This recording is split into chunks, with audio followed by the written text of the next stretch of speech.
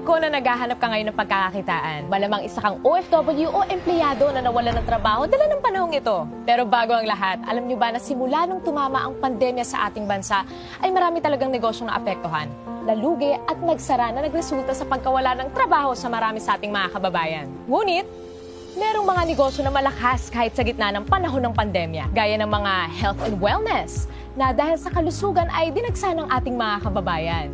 At pagkain din na bumubusog sa ating katawan.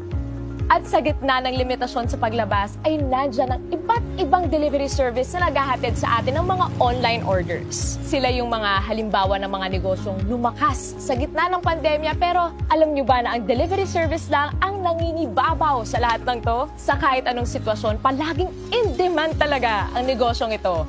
Mapapagkain, gadgets, rubber shoes, damit o mahalagang bagay o dokumento o kahit ano pa yan. O gusto mong matanggap o maipadala ka agad, sa anumang oras o panahon, talagang delivery service ang kailangan. Sa bawat pag-ikot ng mga motor ng delivery service na makikita mo sa iba't ibang lugar ay katumbas din ang pag-ikot ng ekonomiya sa ating bansa. Ang delivery service ang isa sa mga buhay ng ekonomiya. Mula noon hanggang ngayon, pagkakataong kumita dito ay palaki ng palaki dahil sa demand sa serbisyong hatid nito. Alam nyo ba na ang operator ng delivery service ay kumikita ng 20% sa bawat delivery ng driver nito? For example, meron kang sariling delivery service na negosyo. Kung nag-average ang rider mo ng 500 pesos per delivery transaction, aba, may 20% nakita mo doon ay 100 pesos. At kung nakaka-10 delivery ang rider mo sa isang araw, meron kang kita ng 1,000 pesos bilang operator. Ngayon, kung meron ka namang 100 riders, ang kita mo sa isang araw bilang operator ay nasa 100,000 pesos. Ganon kalaki ang kita bilang isang operator.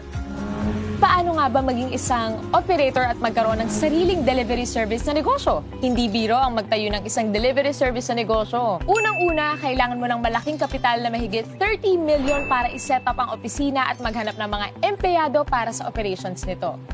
Pangalawa, kailangan mo ng isang IT company na gagawa ng software at operating systems nito na nagkakahalaga ng mahigit 50 million para iset up at i-maintain taon-taon. Pangatlo, kailangan mong kumuha ng iba't ibang permit para sa pag-operate ng negosyong ito. At pang-apat, kailangan mo pang mag-set up ng iba't ibang opisina para sa mga iba't ibang lugar na mag-ooperate at kumuha ng mga permits para dito. Mukhang mahirap maging operator ng isang delivery service na negosyo dahil sa dami ng kailangan, lalo na sa kapital. Pero ngayon, posible na. Worry no more dahil nandito na ang isang delivery service company na pwede kang maging online franchise operator.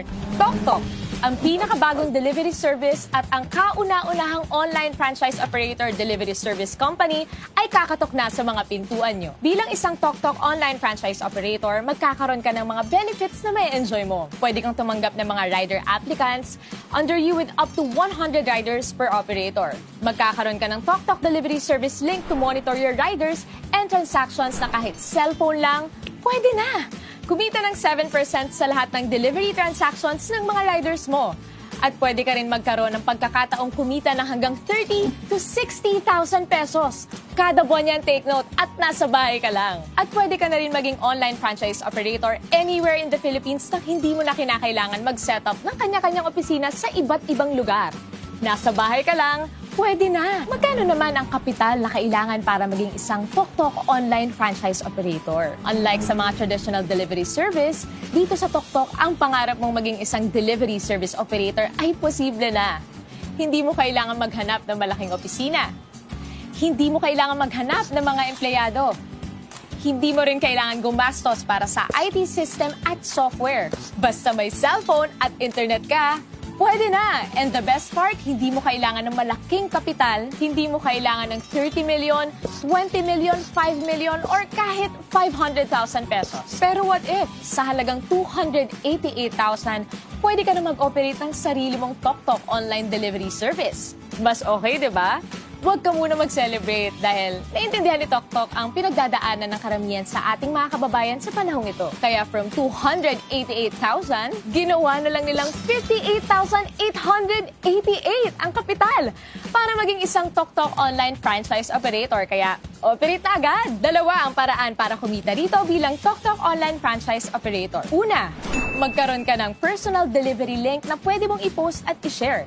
At kapag meron kang kaibigan na nag-book gamit ang iyong personal delivery link, ay 3% ang pwede mong kitain. For example, meron kang average na 150 bookings sa isang araw at nag-average ka ng 150 pesos kada isang booking. Pwede kang kumita ng as much as 20,000 pesos per month nang nasa bahay ka lang sa tuwing may gagamit ng iyong personal delivery link. At ikalawa, pwede kang kumita ng 7% bilang isang TokTok online franchise operator mula sa delivery ng iyong mga rider. Pero hindi pa tayo nagtatapos dyan.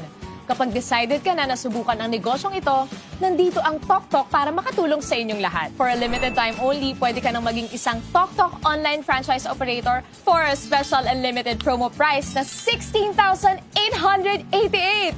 All in na yan! Wow na wow talaga! Tandaan, promo lang to at kung gusto mong simulan ang negosyong ito para sa mga iba na nakaka-excite na impormasyon, kontakin mo lang ang taong nagpakilala sa'yo ng negosyong ito.